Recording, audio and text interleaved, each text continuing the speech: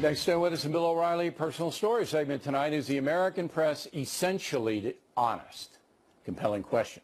To answer it, Marianne Marsh in Boston, Katie Pavlich in Washington.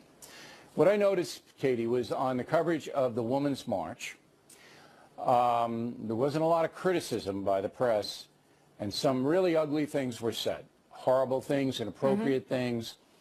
Yet I didn't see any criticism of that. And I just said, you know what?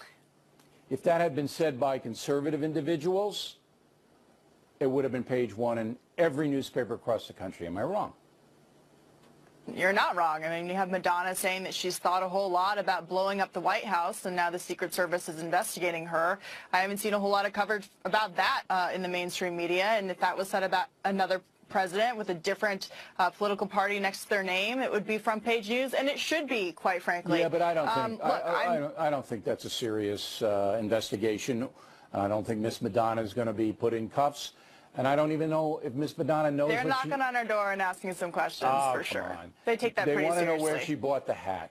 That's what they want to know. They don't want to like that. She knitted the hat, but Bill. She knitted it with all of her knitting friends. I believe you're both honest individuals, and Marianne, you've got to understand that when stuff like that is said, and there isn't any much press coverage of it at all, it's all, oh, look how many women showed up, oh, all of this, and they want their rights, and they want to be heard, but there's no focus on the hate. That's not honest reporting, Marianne. Well, I think a lot of outlets, media outlets, TV outlets in particular, ran clips like the ones we just watched. So they did get covered. I didn't see them. Did it get covered to the extent that you would have liked to have seen? Probably not. I think the crowd size was so overwhelming that became the story, especially since it was the day after the Trump inauguration. And they were peaceful. There was not one arrest. They were in all 50 states. There were 600 of them and around the world. And I think that just dominated the coverage. But that's not what the press is in business to do. The press is in business to report what happens.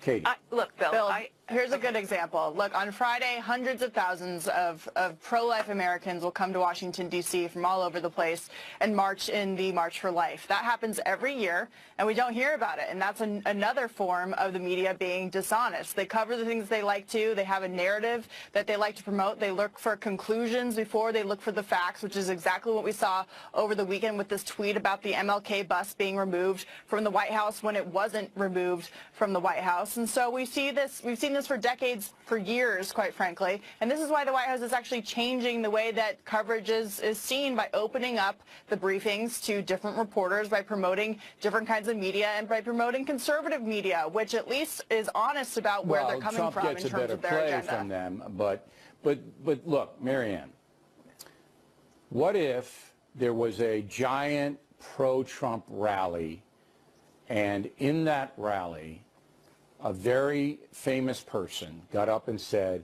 I want to blow up the White House, and Barack Obama was still president. And because of all the executive orders that President Obama signed, I believe that he is Hitler-tarian. If that had happened on a Tea Party rally, you know, Marianne, what would have taken place.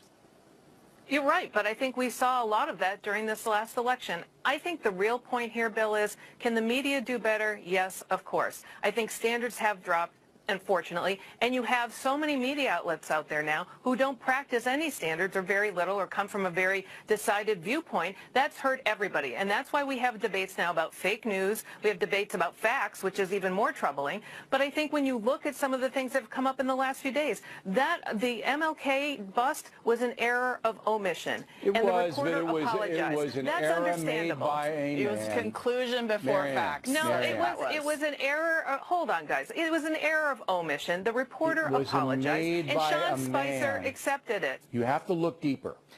It was made by a man and a publication that despises Donald Trump.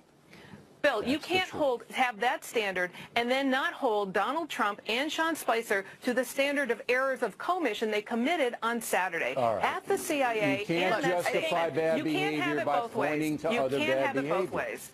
Yes, I can. No, you can't have it both ways. We're talking about one issue, and the issue is the media essentially dishonest?